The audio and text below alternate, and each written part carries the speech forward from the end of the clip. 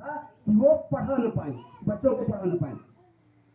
फिर भी उन्होंने हार नहीं माना, लगातार अपने काम में रही।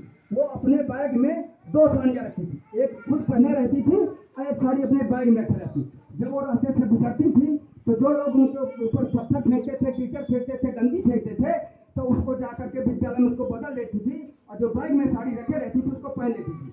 और जब वहाँ का छुट्टी का समय हो जाता था तो फिर वही गंदी साड़ी को पहन करके अपने घर आ जा करती थी। इस प्रकार उन्होंने मतलब समाज के लिए जागरूकता का काम किया और शिक्षा के साथ साथ ही उन्होंने समाज में जागरूकता का काम किया कि उनके कोई संतान नहीं थी, उनके कोई संतान नहीं थी।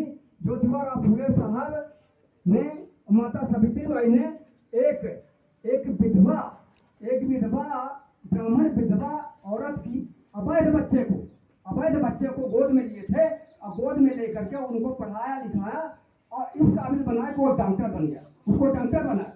और बहुत सारा उन्होंने ऐसा समाज के प्रति काम किया।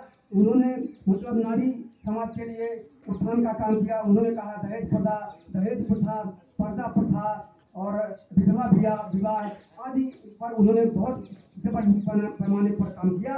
और वो फिर ज्योतिबा फुले साहब ने जो एक सत्यशोधक समाज की स्थापना की थी, एक गुलामगिरी किताब लिखी थी और बहुत सारा उन्होंने काम किया।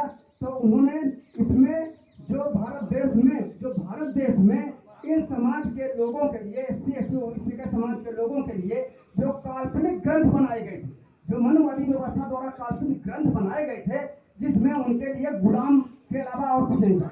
जैसे उन्होंने उनमें क्या लिखा था, उन ग्रंथों में मैं बात करना चाहूँ, थोड़ा मैं बात करने ज़्यादा समझ नहीं हुआ। तो उन्होंने कहा कि उच्छिष्ट मन्नम दातव्यम जीरान पशनांचा खुदा काश्चय धान्य नाम जीराशय परिषदा। उसका मैं हिंदी में दूसरे रूप में कविता में कह रहा हूँ कि फटे कपड़े सड़ा भोजन, उन किताबों में क्या लिखा था कि फटे कपड़े सड़ा भोजन धर्म सूत्रों का सेवा है, ब्राह्मण के लिए घी दूध मिश्री और मेवा है, गला इंसाफ का बेहाई से दबाती जो जला दो उन किताबों को पतंगों पर गलत दी। बाबा साहब ने कहा था और बाबा साहब ने वो काम किया है, बाबा साहब ने वो काम किया। मैं आपसे नहीं कहता हूँ मैं समाज को जागरूक करने का काम करूँ, क्योंकि समाज में जागरूकता नहीं है। आज हमारा समाज जो जागरूक समाज है, जो बुद्ध विचारधारा के लोग हैं, अम्बेडकर विचारधारा के लोग हैं, फुले के विचारधारा के लोग हैं, आज अपने समाज के लोगों से उनको लड़ना पड़ रहा। वो उस व्यवस्था को बना करके वो किनारे बैठे हुए।